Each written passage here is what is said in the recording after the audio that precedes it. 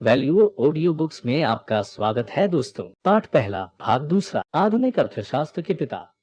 जगह जगह बाजार खुल रहे थे और लोग जमकर खरीद फरोख्त कर रहे थे और कई लोगों के लिए तो पूरी स्थिति बेकाबू हो गई थी। इतिहास में कभी भी लोगों की भीड़ को अपने तरीके से जाने और अपने फायदे के लिए काम करने की अनुमति नहीं दी गई थी। इसमें कोई तुक या तर्क नहीं था। यहीं से अर्थशास्त्री आए। वे एक थिंकर्स नई नस्ल थे।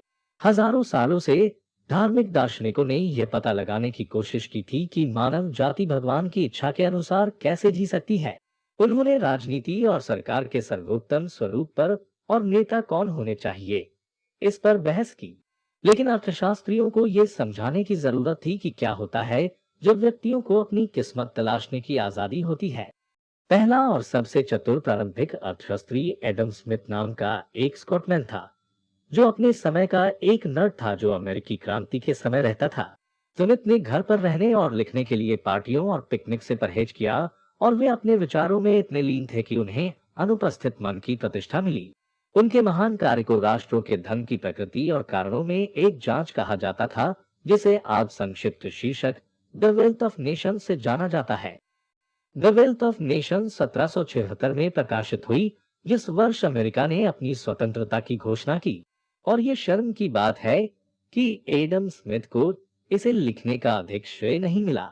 वह जॉन लोके, बेंजामिन फ्रैंकलिन, थॉमस पेन और अन्य क्रांतिकारी विचारकों के साथ इतिहास में एक प्रमुख स्थान के हकदार है, जिन्होंने तर्क दिया कि राजनीतिक स्वतंत्रता एक न्यायपूर्ण समाज की कुंजी है जहां लोग शांति और सद्भाव में रह सकते हैं। दूसरों ने बिलों का भुगतान करने के तरीके के बारे में ज्यादा कुछ नहीं कहा, लेकिन स्मिथ ने ये किया। उन्होंने आर्थिक स्वतंत्रता का मामला बनाया। स्मिथ ने तर्क दिया कि जब प्रत्येक व्यक्ति अपने स्वयं के कार्य का अनुसरण करता है, तो सामान्य जनसंख्या कहीं बेहतर होती है, बजाय उसके कि कोई राजा या एक केंद्रीय योजनाकार सारा खेल चलाता है और तय करता है कि किसे क्या मिलेगा। उनकी बात आज स्पष्ट प्रतीत होती है, लेकिन 1776 में यही एक नया विचार था कि लाखों लोग जो कुछ भी पसंद करते हैं उसे बनाते और बेचते हैं, और एक ही बार में सभी दिशाओं में जाकर एक व्यवस्थित समाज का निर्माण कर सकते हैं, जिसमें सभी के पास कपड़े, भोजन और एक उनके सिर पर छत हो। क्या होगा अगर 100 में से 99 लोगों ने टोपियां बनाने का फैसला किया और 100 में से केवल एक ने सब्जियां उगाने का फैसला किया? देश टोपियों से भर जाएगा और खाने के लिए कुछ नहीं होगा। लेकिन यहीं पर अदृश्य हाथ बचाव के लिए आता है। वास्तव में एक अदृश्य हाथ नहीं था, लेकिन स्मिथ ने कल्पना की कि पर्दे के पीछे काम करने वाला ये सुनिश्चित करेगा कि सही संख्या में लोगों ने सब्जियां उगाई और लोगों ने सही संख्या में टोपी बनाई। वह वास्तव में उस तरीके के बारे में बात कर रहा था जिसमें आपूर्ति और मांग वस्तुओं और सेवाओं को संतुलन रखता है। उदाहरण के लिए, यदि बहुत से हैट निर्माताओं ने बहुत अधिक टोपियां बनाई, तो बाजार में टोपियां ढेर हो जाएंगी, जिससे हैट विक्रेताओं को कीमत कम करनी पड़ेगी। टोपी के लिए कम कीमत कुछ टोपी निर्माताओं को टोपी व्यवसाय से बाहर और काम की अधिक लाभदायक लाइन में ले जाएगी, जैसे कि सब्जियों की खेती। आखिरकार, सब्जियों और टोपियों की सही मात्रा बनाने के लिए पर्याप्त सब्जी किसान और पर्याप्त टोपी बनाने वाले होंगे।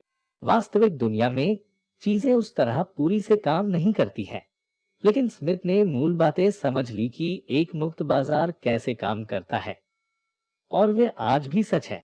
जब भी किसी नए उत्पाद की मांग होती है, जैसे कि कंप्यूटर, अधिक से अधिक कंपनियां व्यवसाय में आ जाती हैं।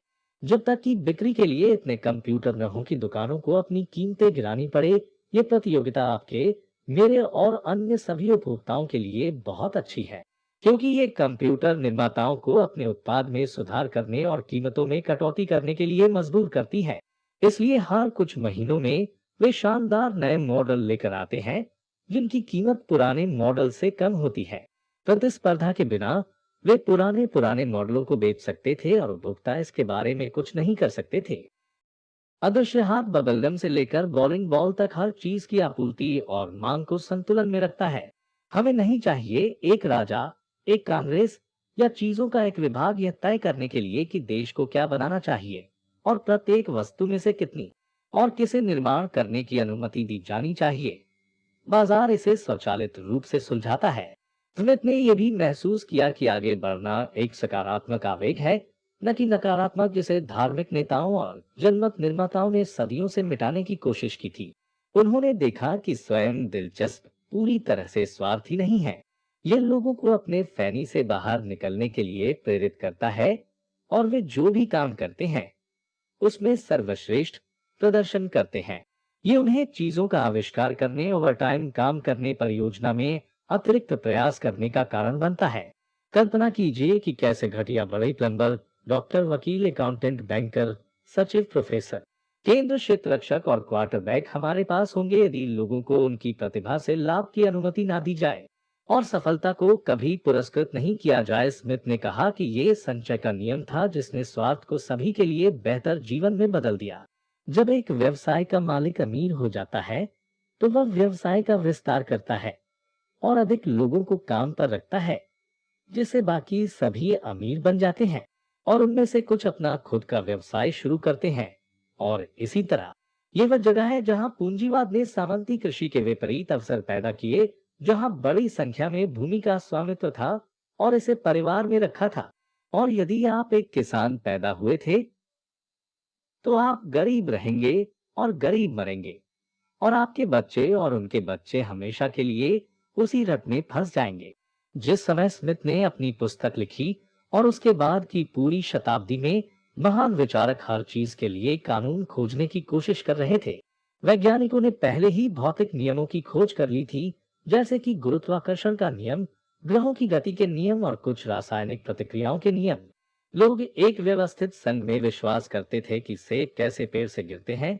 व्यापार के लिए कानून होना चाहिए, जिसमें अगर ग्राहक कैसे चलते हैं, और राजनीति के लिए कानून है, और कानून है कि लोग विभिन्न स्थितियों में कैसे प्रतिक्रिया करते हैं।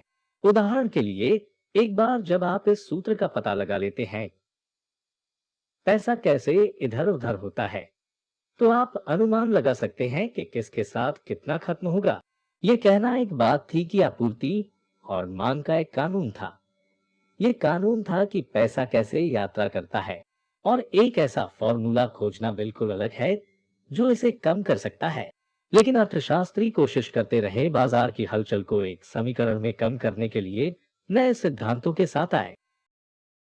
हमारे पहले करोड़पति रिकॉर्ड्स के अनुसार औपनिवेशिक काल में अमेरिका में एक भी करोड़पति मौजूद नहीं था। फिल्म के इलियास हास के डर्बी, मैसाचुसेट्स, एक समुद्री व्यापारी जिसने दास व्यापार में शामिल होने से इनकार कर दिया था, को देश में सबसे धनी व्यक्ति के रूप में प्रतिष्ठित किया गया था। आज उनका घर राष्ट्रीय उद्यान सेवा के अंतर्गत आता है और जनता के लिए खुला है। यह हाउस ऑफ सेवन गैबल से केवल कुछ सौ गज की दूरी पर है, जो नथानिएल हॉथोर्न की प्रसिद्ध पुस्तक की स्थापना है। तथ्य यह है कि हर कोई हॉथोर्न को जानता है, न कि इलियास हास के डर्बी के बारे में आपको स्कूलों में साहित्य और वित्त के सापेक्ष महत्व के बारे में कुछ बताता है।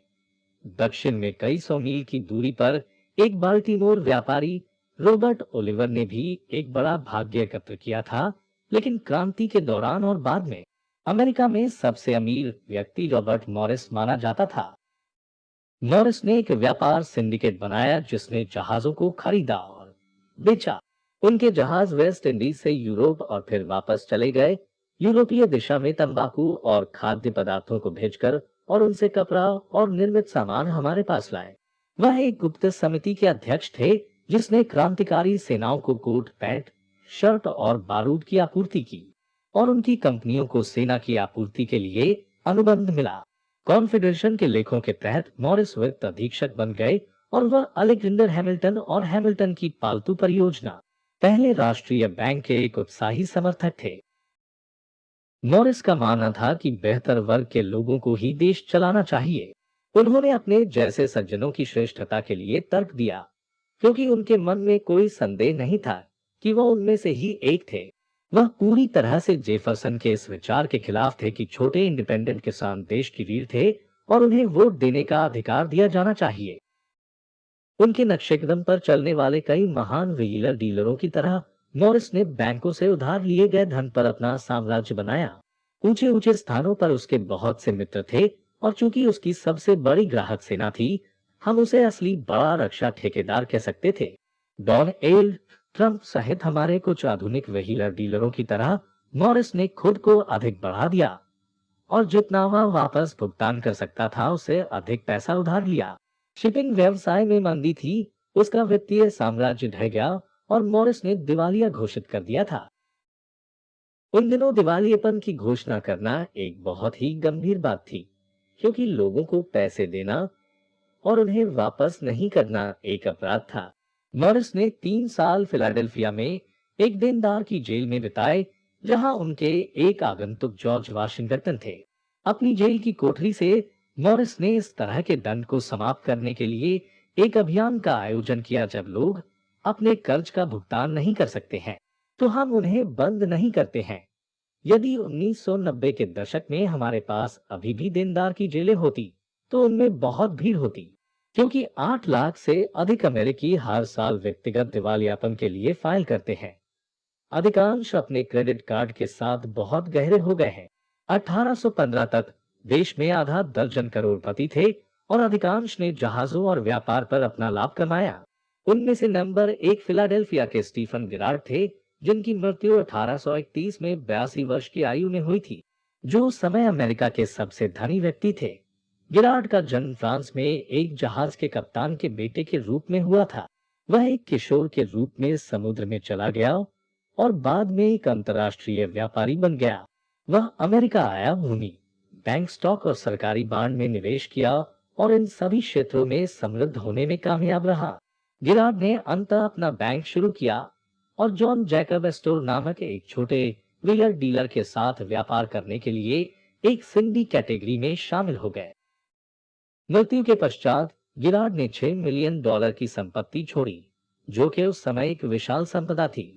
भले ही आज के समय में ये एक टॉप के बेसबॉल खिलाड़ी के लिए मुश्किल से एक वर्ष के वेतन का भुगतान करेगा, उस पैसे का बड़ा हिस्सा पुरुष अनाथ बच्चों के लिए एक कॉलेज को दान दे दिया था। गिरार्ड एक पक्का नास्तिक था, जिसने धर्म का इतना तिरस्कार किया कि उसकी वसीयत की शर्तों के तहत कोई भी धार्मिक नेता कॉलेज की संपत्ति पर पैर नहीं रख सकता था। गिरार्ड की कुल संपत्ति को जॉन जैकब एस्टर एस्टोर ने ग्रहण कर लिया था, जो एक जर्मन अप्रवासी थे, जिन्होंने फर व्यापारी के रूप में शुरुआत की थी। फिर एक जहाज खरीदा, जो कि इधर उधर जाता हुआ चीन के लिए रवाना हुआ। यही वह जगह थी जहां अभी भी जहाजों और व्यापार के क्षेत्र में बड़ी किस्मत बनाई जा रही थी। एक जहाज से एस्टोर का विस्तार 2, 3, 4 तक हो गया और अंततः उसके पास तेज जहाजों का एक बेड़ा था, जिसे क्लिपर्स के रूप में जाना जाता था। एक अमेरिकी के लिए इस तरह का एक बेड़ा बनाना एक बड़ी उपलब्धि थी, क्योंकि ये उधार के पैसे से किया जाना था और अमेरिकी बैंकों के पास ब्रिटिश बैंकों की तुलना में उधार देने के लिए धन की सीमित आपूर्ति थी। इतिहास के इस पीरियड के दौरान धन को कीमती धातुओं द्वारा समर्थित किया जाता था, इसलिए एक बैंक कितनी नकदी प्रिंट कर सकता था, ये इस बात पर निर्भर करता था कि उसके तिजोरियों में कितना सोना और चांदी है। लंदन में पर्याप्त आपूर्ति थी, इसलिए बैंक प्रेस को रोल कर सकते थे और अपने बिजनेस टाइकून को उधार देने के लिए बहुत सारी नकदी बना सकते थे। लेकिन यूएस में सोने और चांदी की आपूर्ति काफी कम थी, इसलिए बैंकों के पास अक्सर नकदी की कमी होती थी और स्टोर और उसके साथी पूंजीपतियों को अपनी भव्य परियोजनाओं को वित्त पोषित करने के लिए पर्याप्त धन उधार लेने में परेशानी होती थी। जब उन्हें एहसास हुआ कि वह प्रतियोगिता को हरा नहीं सकते, तो स्टोर अंतर्राष्ट्रीय व्यापार से दूर हो गए और अमेरिकी बाजार पर ध्यान केंद्रित करने लगे, जहां उन्होंने काफी अच्छा प्रदर्शन किया। क्योंकि 1848 में जब वे 84 वर्ष की आयु में मर गए थे, तो उन्होंने अपने पीछे एक संपत्ति जोड़ी थी जो कि $20 मिलियन से ऊपर थी, जो उसके पुराने दोस्त गिरार्ड की संपत्ति का लगभग 3 गुना है। एस्टोर के अंतिम संस्कार के तुरंत बाद और उनकी महान संपत्ति के बारे में सभी लेख सामने आए। लोगों को ये पता चला कि उनके परिवार को $19 मिलियन से ज्यादा विरासत में मिले और केवल $5 लाख दान में दिए गए। इसने एक गर्म राष्ट्रीय बहस शुरू कर दी। यदि आप इसे अपने साथ नहीं ले जा सकते हैं, तो इसे किसे प्राप्त करना चाहिए? जनता का विचार था कि एस्टोर को अपने साथी के लिए अधिक छोड़ देना चाहिए था और अपने रिश्तेदारों के लिए कम, क्योंकि पूंजीपति समाज के लाभ के लिए काम कर रहे थे। ये बहस आज भी जारी है। ये हर कोई मानता है कि कड़ी मेहनत करना और आगे बढ़ना अच्छी बात है, लेकिन लोग इस बात पर बंटे हुए हैं कि आय का क्या किया जाए। इन दिनों एस्टोर संभवतः अपनी संपत्ति का 95% अपने बच्चों को नहीं दे सकता था, क्योंकि जैसे ही वह मरते तो संपत्ति कर ऊपर से 55% ले क्या होता। समकालीन अमीरों के पास एक अलग तरह का विकल्प होता है। वे अपना पैसा निजी चैरिटी और फाउंडेशन के लिए छोड़ सकते हैं, जिसमें कॉलेज, अस्पताल, बेघर आश्रय, एड्स अनुसंधान और खाद्य बैंक शामिल है। या वे कुछ नहीं कर सकते हैं और सरकार को सबसे बड़ा हिस्सा लेने दे सकते हैं। शेयरों के लिए धीमी शुरुआत 1800 तक संयुक्त राज्य अमेरिका में 295 निगमों का गठन किया गया था, लेकिन इनमें से अधिकांश निजी हाथों में रहे, इसलिए आम जनता उनका स्वामित्व नहीं ले सकती थी। निगम बहुत विवादास्पद थे। उनके प्रशंसकों और समर्थकों ने उन्हें लोकतंत्र के एक महत्वपूर्ण सहयोगी के रूप में देखा जो समुदाय को बड़े पैमाने पर लाभ पहुंचा सकता है। उनके आलोचकों ने उन्हें अलोकतांत्रिक, डरपोक और विध्वंसक संगठनों के रूप में देखा जो केवल अपनी परवाह करते थे। शेयरों में किसी भी निवेशक के लिए ये निराशाजनक दौर था। राज्यों ने पहले ही शेयर धारकों की देयता को सीमित करने के लिए कानून पारित कर दिए थे। यदि किसी कंपनी पर मुकदमा चलाया जाता है, तो लोग अपने शेयरों के मूल्य से अधिक खोने के डर के बिना निवेश कर सकते हैं। लेकिन ज्यादा लोगों ने निवेश नहीं किया हुआ था। उत्साह से साझा करने और अपनी पसंदीदा सार्वजनिक कंपनियों के बारे में बात करने के लिए दोस्तों या पड़ोसियों को ढूंढना मुश्किल था। जिस तरह से आज निवेशक मौका मिलने पर करते हैं, समाचार पत्र या मनी पत्रिका या स्टॉक कैसे चुने, इस पर कोई पुस्तक नहीं थी। वास्तव में चुनने के लिए कई स्टॉक ही नहीं थे। एक दर्जन या इतने बैंक, कुछ बीमा कंपनियां, एक गैस कंपनी या दो, और बस यही था। मार्च 1815 में पूरी सूची न्यूयॉर्क कॉमर्शियल एडवर्टाइजर में छपी थी, जो उस समय का एक लोकप्रिय अखबार था। तब 24 स्टॉक थे, ज्यादातर बैंक के स्टॉक थे। 1818 में 29 स्टॉक थे और 1830 में 31। सबसे पहले खरीद और बिक्री एक बड़े बटन रोड पेड़ के नीचे की जाती थी और उसके बाद स्टॉक का कारोबार छोटे किराए के कमरों या कॉफी हाउस में किया जाता था। एक बार उन्हीं कमरों में से एक कमरे में आग लग गई और व्यापारी एक घास के मैदान में चले गए और वहां व्यापार करना जारी रखा। न्यूयॉर्क स्टॉक एक्सचेंज वह नहीं था जिसे आप एक रोमांचक हैंगआउट कहेंगे। अपने अंगूठे घुमाते हुए स्टॉक के कारोबार के लिए इंतजार कर रहे हैं। कारोबार इतना धीमा था कि व्यापारियों के लिए 11:30 बजे खरीद बिक्री शुरू हो जाती थी और दिन के 1:30 बजे वह सौदा पूरा होता था। ये इतना सुस्त हो गया था कि 16 मार्च 1830 को रिकॉर्ड पर सबसे धीमी ट्रेडिंग दर्ज की गई थी। तब एक प्रमुख उम्मीदवार के द्वारा केवल 31 शेयरों ने हाथ बदले थे। ये उन 33.8 मिलियन शेयरों से बहुत दूर था जिन्होंने 1995 में एक औसत दिन में हाथ बदले थे। 1835 तक स्टॉक ट्रेडिंग व्यवसाय में थोड़ी वृद्धि हुई जब 121 कंपनियों को एनवाईएसआई में सूचीबद्ध किया गया था। देश नहरों, टर्नपाइक और पुलों के साथ आगे बढ़ रहा था। इन शानदार सुधारों के लिए धन की आवश्यकता थी और इसके लिए पैसा स्टॉक और बॉन्ड की बिक्री से आया था। बैंक स्टॉक अब वे हॉट आइटम नहीं रह गए थे जो वे कुछ दशक पहले थे। नया हॉट आइटम रेल स्टॉक और बॉन्ड था। एक समय तो ऐसा था लोग कोई भी चीज खरीद रहे थे जिसके नाम के साथ रेल शब्द लगा होता था और इस बात की परवाह नहीं करते थे कि उन्होंने क्या कीमत चुकाई है। वे रेल मार्ग के पास किसी भी भूमि के टुकड़े के लिए उच्च कीमतों का भुगतान भी कर रहे थे। अगर उनके पास जमीन खरीदने के लिए पैसे नहीं होते तो वे इसे बैंकों से उधार ले सकते थे। बैंक इन अचल संपत्ति सौदों पर भारी रकम उधार दे रहे थे और बड़ी संख्या में किसान अपनी फसलों की अनदेखी कर रहे थे और रियल एस्टेट टाइकून बन रहे थे। ये एक घरेलू बबल था जो बहुत पहले के लंदन के साउथ सी बबल के समान था और 1836 में ये फट गया।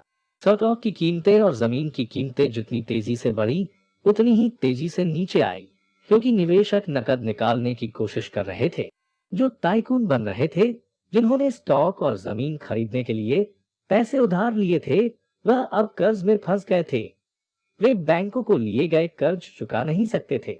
बैंकों के पास पैसे खत्म हो गए तब उन्होंने अपने दरवाजे बंद कर दिए और व्यवसाय से बाहर हो गए, जिसके चलते बचत खातों वाले लोगों ने अपनी बचत खो दी थी। जल्द ही नकदी इतनी कम आपूर्ति में थी कि कोई भी कुछ भी खरीदने का जोखिम नहीं उठा सकता था। आर्थिक व्यवस्था ढहने की कगार पर थी। यह 1837 की दहशत थी। अमेरिकी अर्थव्यवस्था और अधिकांश देशों की अर्थव्यवस्थाएं अचानक से लड़खड़ाते हुए उत्साह से घबराहट की तरफ और फिर दोबारा से उत्साह की हर ओर आई। उत्साहपूर्ण अवधियों में जब कीमतें बढ़ रही थी और नौकरियां भरपूर थी, सट्टेबाज अपनी आखिरी तनख्वाह भी खर्च करते थे, अपनी ज्वेलरी को गिरवी रख रहे थे और वे डूब जाते थे। स्टॉक या बॉन्ड या जमीन खरीदने के लिए कुछ भी करते थे और एक्शन लेना शुरू कर देते थे। फिर दहशत, पतन और अवसाद में सट्टेबाजों को फटकार पड़ी और लोग शांत हो गए थे। शेयर बाजार 1853 में और फिर 1857 में क्रैश हो गया था, जब लोकप्रिय एरी रेलरोड के शेयर $62 से गिरकर $11 हो गए थे। अभी भी आबादी के केवल एक छोटे से प्रतिशत के पास स्टॉक है। बाजार में उतार चढ़ाव को देखते हुए शायद ये सबसे अच्छे के लिए था। घाटे का खामियाजा एक बार फिर यूरोपीय लोगों को उठाना पड़ा, जिन्होंने पहले के पाठ से कुछ नहीं सीखा था। वे यूएस निवेश में पैसा लगा रहे थे।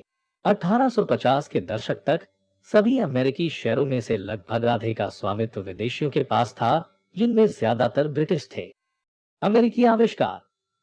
अमेरिकी लोगों को अधिक परिष्कृत यूरोपीय लोगों द्वारा एक मुहफ्फत खरगोश के रूप में माना जाता था और उन्होंने हमें खराब, शिक्षित, असभ्य की डूडल के रूप में देखा। लेकिन जब सभी महान आविष्कार अमेरिकी सिर से बाहर निकलने लगे तो उन्हें क्या आश्चर्य हुआ। अमेरिकी सरलता हमारी जनशक्ति की कमी की प्रतिक्रिया थी। एक छोटी आबादी वाले विशाल देश में हमें कुछ काम करने के लिए मशीनों का आविष्कार करने की जरूरत थी। हालांकि चतुर आविष्कारक मशीनों का सपना देख रहे थे, इसका मतलब यह नहीं था कि मशीनों को जीवन में लाया जाएगा। ये पूंजीवाद था। लोग मशीनों के निर्माण के लिए अपने पैसे का निवेश करने के इच्छुक थे, जिसके कारण अमेरिकी आविष्कार का स्वर्ण युग आया। फुलटन और उसकी स्टीम बोट थी, जॉर्ज कैबोट की चक्की, फ्रांसिस कैबोट लोवेल का पूरा औद्योगिक कारखाना, मैकॉर्मिक की विशाल कटाई मशीन रीपर, जिसने किसानों बर्बाद होने से बचा लिया था, दक्षिणी वृक्षारोपण में एक शिक्षक के रूप में सेवा करते हुए।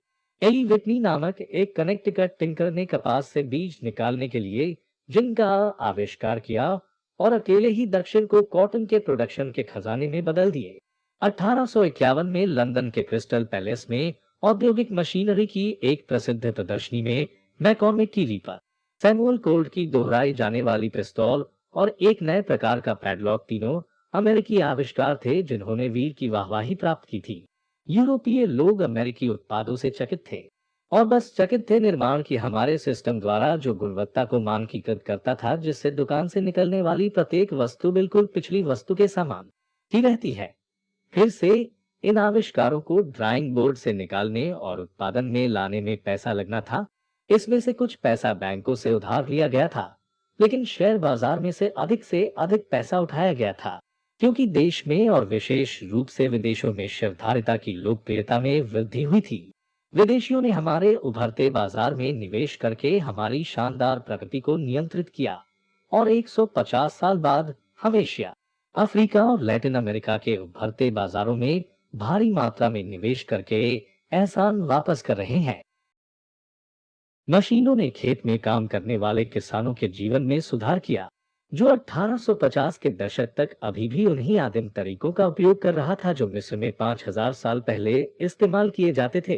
किसानों ने मिट्टी को जानवरों द्वारा खींचे गए हल से या मनुष्यों द्वारा खींचे गए हाथ के हल से जोत दिया। इसमें बहुत अधिक श्रम दासों द्वारा किया गया था, जो प्राचीन मेसोपोटामिया में दासों के समान ही व्यवस्था के शिकार थे। गुलामी के कारणों में आदिम कृषि एक प्रमुख अपराधी थी।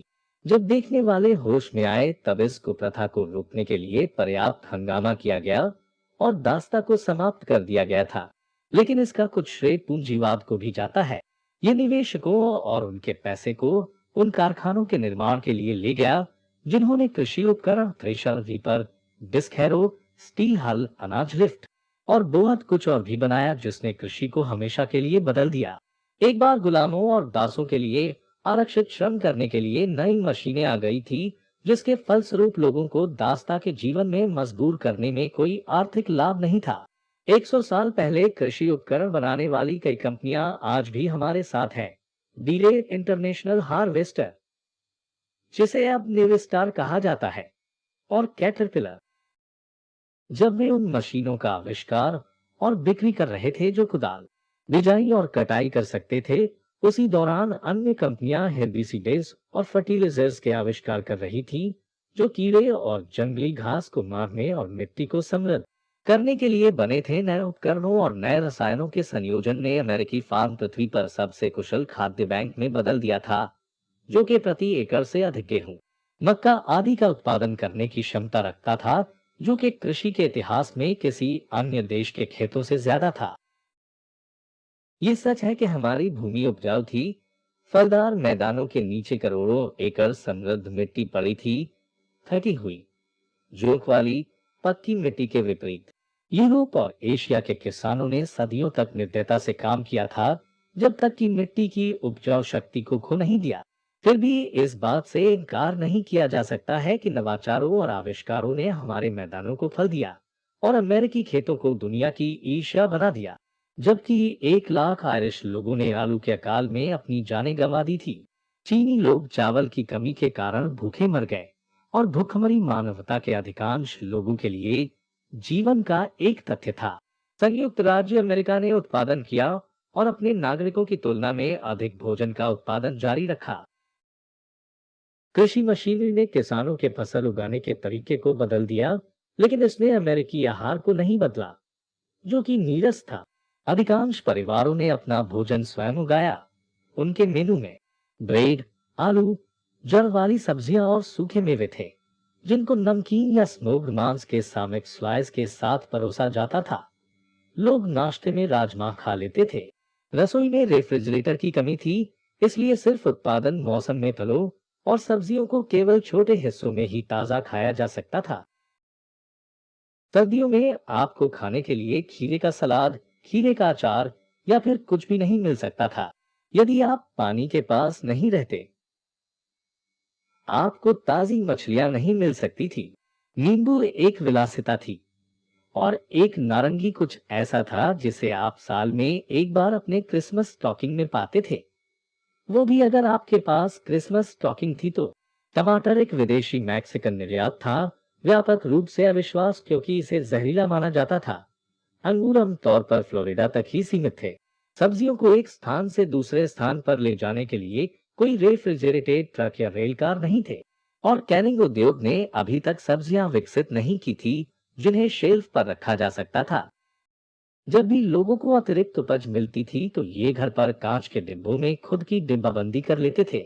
मवेशी, भेड़ और सुअर रिब स्टेक, मेमने चॉप और पोर्क रोस्ट चल रहे थे। खेतों से शहरों में सीधे ले जाया गया ताकि उनके मांस को संरक्षित किया जा सके। इन दिनों हम अच्छे पुराने दिनों के बारे में बहुत सारी पुरानी यादों को सुनते हैं, जब जीवन सरल और अधिक प्राकृतिक था। लेकिन पुरानी यादों के प्रमोटर उनकी धुन बदल सकते हैं यदि उन्होंने कभी अनुभव किया हो कि साधारण जीवन वास्तव में क्या था। पसीना और सुबह से शाम तक पीठ में दर्द रहता है।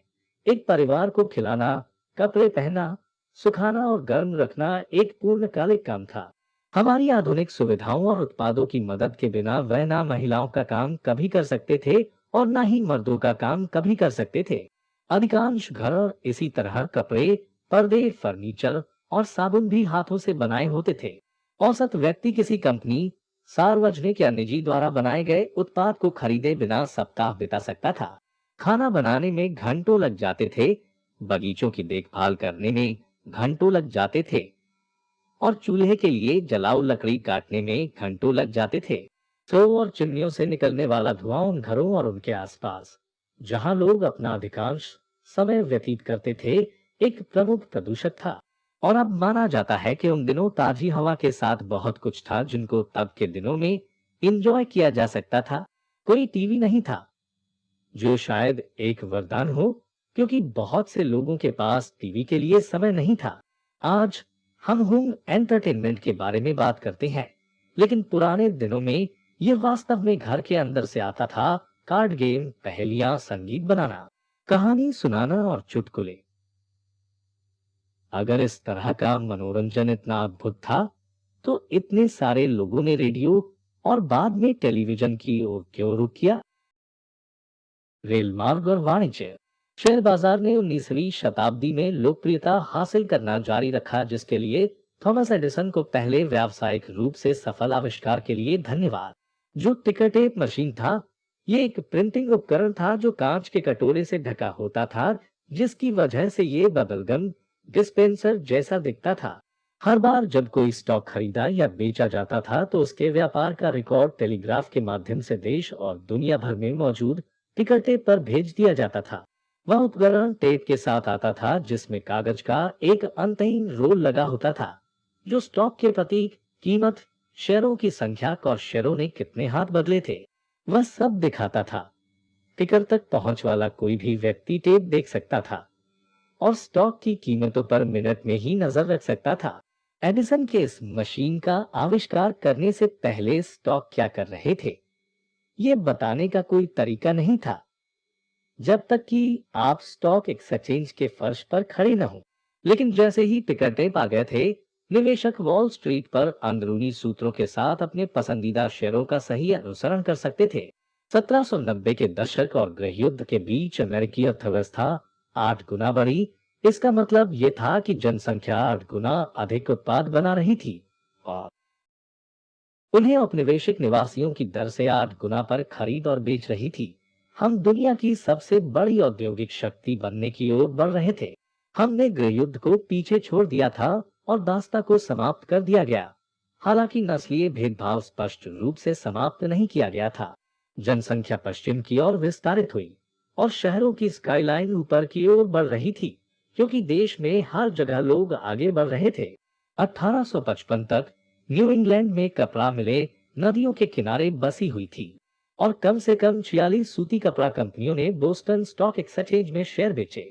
जब सैनिक गृह युद्ध से वापस लौटे, जहां वे वर्दी पहनने के आदी हो गए थे, तो उन्होंने बाहर जाकर एक नया प्रकार का यूनिफॉर्म खरीदा और वह था रेडीमेड सूट।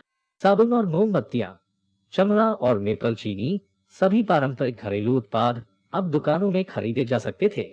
एक राज्य और दूसरे राज्य के बीच व्यापार बाधाओं को तोड़ दिया गया था, ताकि बड़े पैमाने पर उत्पादित माल राज्य की सीमाओं को पार कर सके। दो रेल रोड कंपनियों, यूनियन पैसिफिक और सेंट्रल पैसिफिक को पूरे देश में पैसिफिक तक लाइनों का विस्तार करने के लिए चुना गया था।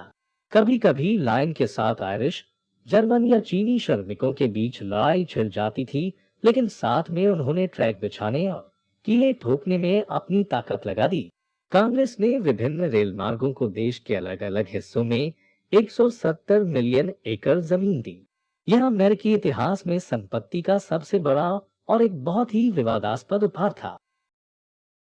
और रेल सड़कों ने इस जमीन का कुछ हिस्सा किसानों को बेच दिया और उसमें से कुछ का इस्तेमाल संपार्श्विक के रूप में भारी ऋण के लिए किया, जिसका इस्तेमाल मजदूरों को भुगतान करने और ट्रैक, रेल रोड कार और अन्य महंगे उपकरण खरीदने के लिए किए गए। मूल सरकारी भूमि अनुदान। आज की कई रेल रोड कंपनियां अभी भी विशाल मूल्यवान पथों के स्वामी हैं।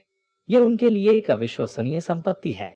रेल मार्ग माल ढुलाई के साथ ही यात्रियों और वे नए खरीदारों की भीड़ को शेयर बाजार में लाए। इस दूसरे रेल रोड बूम में निवेशकों ने अपने स्वयं के पैसे का $318 मिलियन रेल रोड स्टॉक में डाल दिए, जिससे 13,000 मील का ट्रैक निकला। संघीय सरकार ने अधिकांश भूमि प्रदान की थी। ये चरवाहे और 6 शूटर नहीं थे जिन्होंने पश्चिम को उतना ही जीता जितना कि रेल मार्ग ने जीता था। इस पैसे और इन ब्रेक के बिना कौन जानता है कि क्षेत्र कब खुला होगा। रेल रोड स्टॉक वे कैसे चूक सकते थे। तट से तट तक निवेशकों की रैली का रोना था। लोगों ने देश के कोने कोने में फैली हुई रेल लाइनों और लोकोमोटिवों को फुसफुसाते हुए देखा और उन्हें विश्वास हो गया कि रेल मार्ग हार नहीं सकते। एक बड़ी संख्या में किसान रेल मार्ग स्टॉक में, रेल भूमि में और भूमि कंपनियों में सट्टेबाजी कर रहे थे, जिसे कि होमस्टेड एक्ट 1862 के द्वारा बनाया गया था। इनमें से कुछ रेल परियोजनाएं और भूमि परियोजनाएं फ्लाई बाय नाइट योजनाएं बन गई, जैसा कि सोने और चांदी में हुआ था। कहा जाता है कि मार्क ट्वेन ने एक बार एक सोने की खान को झूठे के स्वामित्व वाली जमीन में छेद के रूप में वर्णित किया था और अधिक बार वह झूठा शेयर बेच रहा था। अप्रमाणित खदानों में शेयर बेचने वाले लोगों ने कैलिफोर्निया में अपने पैन और अपनी पसंद लाने वाले सभी संभावितों की तुलना में कहीं अधिक पैसा कमाया था। फ्लाई बाय नाइट योजनाओं के पीड़ितों के पास उनकी सुरक्षा के लिए कोई संघीय या राज्य नियामक नहीं था, और ऐसे कानून जो कंपनियों को झूठी या भ्रामक जानकारी डालने से रोकते हैं, उन्हें अभी लिखा जाना बाकी था। काउबॉय के महान युद्ध के दौरान, जो केवल 25 वर्षों तक चला, स्टॉक एक्सचेंजों पर पशुपालन स्टॉक का एक समूह दिखाई दिया। 1860 के दशक के अंत में संयुक्त राज्य अमेरिका में 38 मिलियन गाय और 39 मिलियन लोग थे, या प्रत्येक निवासी के लिए लगभग एक गाय थी। काउबॉय ने इस बैल बाजार में खरीदारी करने वाले पूर्व के लोगों पर एक बड़ी छाप छोड़ी। 1869 तक न्यूयॉर्क स्टॉक एक्सचेंज में 145 विभिन्न स्टॉक बेचे गए थे। बीमा कंपनियों ने वॉल स्ट्रीट पर अपनी शुरुआत की स्टील कंपनियों और लोहे के काम के साथ, जो दिग्गजों में विकसित हुए और किसानों को जमीन से हटाया और अटलांटिक के पार से फैक्ट्री शहरों में अप्रवासियों के रूप में लुभाया। रेल मार्ग ने देश के सभी कोनों में अपना ट्रैक बढ़ाया था और ग्रेट लेक्स की नहरों पर भारी यातायात था, जहां बार्ज ने स्टील मिलों के पेट में लोहे और कोयले को फिर से बनाने के लिए पहुंचाया, जिसने हवा को अपने जहरीले डकार से दूषित कर दिया था। लेकिन फिर भी अप्रवासी नाव के बोझ से कारखाने की और नौकरियों की तलाश में पहुंचे। वे आलू के अकाल युद्धों, गुप्त पुलिस, अन्याय, असहिष्णुता, असुरक्षा, सभी प्रकार की उथल पुथल से बचकर आयरलैंड से, महाद्वीपीय यूरोप से, चीन और भी दूर दूर से न्यूयॉर्क बंदरगाह में आए। उन्होंने परिधान श्रमिकों, मांस पैकर्स, वेल्डर, रिवेटर्स और ग्रीस बंदरों के रूप में कम वेतन वाली नौकरियां ली।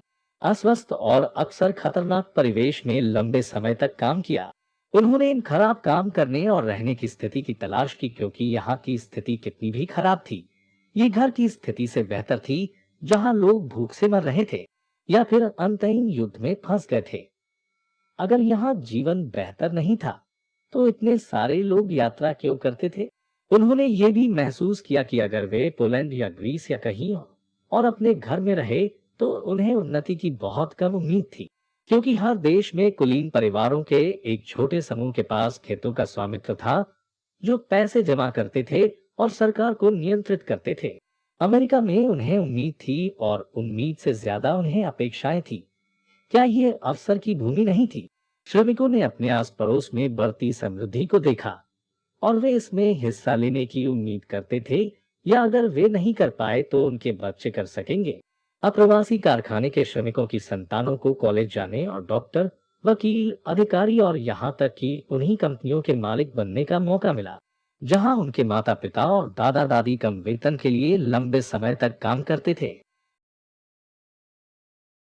मोटे तौर पर 19वीं सदी के उत्तरार्ध के अमेरिकी कार्यकर्ता ने महंगी छुट्टियों या शैंपेन पार्टियों पर पैसा नहीं उड़ाया, कम से कम उनमें से ज्यादातर ने नहीं किया। उन्होंने बैंकों में पैसा डाला, जहां स्थिति कुछ हद तक कम अराजक हो गई थी जब राज्यों द्वारा बैंकिंग चलाई गई थी। मुद्रा की अंतहीन किस्में जिस खरीदारी को इतना भ्रमित कर दिया था। 1860 के दशक के मध्य में एक नई संघीय बैंकिंग प्रणाली की स्थापना हुई थी। तब से हमारे पास एक राष्ट्रीय मुद्रा यूएस डॉलर है। अमेरिकियों ने बैंकों में इतनी नकदी जमा कर दी कि गृह युद्ध से लेकर प्रथम विश्व युद्ध तक उन्होंने देश के कुल औद्योगिक उत्पादन का एक आश्चर्यजनक 18% बचाया। चूंकि नकदी का उपयोग कारखानों से माल परिवहन के लिए, बेहतर कारखानों और बेहतर सड़कों के निर्माण के लिए किया गया था, इसलिए श्रमिक अधिक कुशल हो गए थे। वे समान कार्य के लिए अधिक माल का उत्पादन कर सकते थे। मुद्रा की आपूर्ति 40 गुना बढ़ गई थी, लेकिन शायद ही कोई महंगाई थी। इन दिनों जब रूस जैसा उभरता हुआ राष्ट्र अधिक पैसा छापता है, तो हम पैसे के मूल्य में तत्काल गिरावट देखते हैं और कीमतें छत के माध्यम से जाती हैं। लेकिन 19वीं सदी के उत्तरार्ध में, जब संयुक्त राज्य अमेरिका एक उभरता हुआ राष्ट्र था, कीमतें स्थिर रहीं। भले ही बैंकों ने पागलों की तरह पैसा छापना शुरू कर दिया था। मुद्रा की इस छपाई से मुद्रास्फीति नहीं होने का कारण यह कि हमारा औद्योगिक उत्पादन मुद्रा आपूर्ति के साथ साथ बढ़ रहा था। एक अन्य कारक जिसने राष्ट्रीय समृद्धि में योगदान दिया हो सकता है, वह ये है कि हमारी सीमाओं को निषेधात्मक टैरिफ द्वारा कई विदेशी निर्मित सामानों के लिए प्रभावी रूप से बंद कर दिया गया था। इन दिनों हम मुक्त व्यापार के बारे में बहुत कुछ सुनते हैं और ये कितनी अच्छी बात है। लेकिन जब यूएसए के लिए उमंग का समय था, जब हम अपनी चरम तरक्की पर थे और हमारे कारखाने पूरी गति से चल रहे थे, तब विदेशी प्रतिस्पर्धियों को हमारे बाजारों में प्रवेश करने में परेशानी हो रही थी और हमारे उद्योग कुछ हद तक विदेशी प्रतिस्पर्धा से सुरक्षित थे। आविष्कार अमेरिकी दिमाग से निकलते रहे, telegraph, telephone, automobile, vulcanised rubber tyre, लोग बेहतर चूहेदानी, बेहतर सब कुछ, हर काम के लिए एक मशीन का आविष्कार कर रहे थे जो कभी मानव हाथों से किया गया था। 1880 के दशक में अमेरिकी पेटेंट कार्यालय को बंद करने के लिए कांग्रेस में एक बिल पेश किया गया था, इस सिद्धांत पर कि हर महत्वपूर्ण आविष्कार का आविष्कार किया जा चुका था। ये कितना गलत निकला। सिगरेट रोल करने के लिए एक मशीन थी जिसे बोनसेक नामक कंपनी द्वारा बनाया गया था और पहली बार James Duke, Duke of Duke University नामक कैरोलिना तंबाकू किसान द्वारा इस्तेमाल किया गया था। माचिस बनाने के लिए एक मशीन थी, आटा बनाने के लिए एक मशीन थी, कई सभी ने उसे पकड़ लिया था। दूध को गाढ़ा करने के लिए एक मशीन। बोर्डेन मिल्क कंपनी के पास विशेष अधिकार थे। स्टील बनाने की एक नई विधि, बेस सेमर प्रक्रिया थी और कैनिंग सूप के लिए एक मशीन पहली बार कैम्पबेल में इस्तेमाल की गई। प्रॉक्टर एंड गैम्बल की एक प्रयोगशाला में गलती से तैरते हुए आइवरी साबुन पर की एक मशीन थी। एक बार नई मशीनों का आविष्कार हो जाने के बाद किसी को नई मशीनों को बनाने के लिए और मशीनों का आविष्कार करना पड़ा। साथ ही उनकी मरम्मत के लिए पुर्जे और उपकरण भी। मशीनों ने लोगों को काम से निकालने के बजाय, जैसा कि मशीनी युग के कई आलोचकों ने भविष्यवाणी की थी, उन्होंने वास्तव में नए कामों की उत्पत्ति की। धातु के एक अंश से खोई गई प्रत्येक नौकरी के लिए कुछ और नौकरियों को खोल दिया गया और मशीनों के परिष्कार में प्रत्येक प्रगति के साथ काम आसान हो गया। कारखाने में निर्मित सामान हस्तनिर्मित वस्तुओं की तुलना में उत्पादन के लिए सस्ता था और कई मामलों में वे हस्तनिर्मित वस्तुओं से बेहतर थे या कम से कम गुणवत्ता अधिक सुसंगत थी। सस्ता माल ग्राहकों को अधिक सस्ते में बेचा जा सकता था, जिन्हें जब भी कोई उद्योग मशीनीकृत किया जाता था तो उनके पैसे के लिए अधिक से अधिक मिलता था। ये पाठ यहीं पर खत्म होता है दोस्तों। आपने पूरा सुना, इसके लिए आपको शुभकामनाएं। आइए चलते हैं अगले पाठ की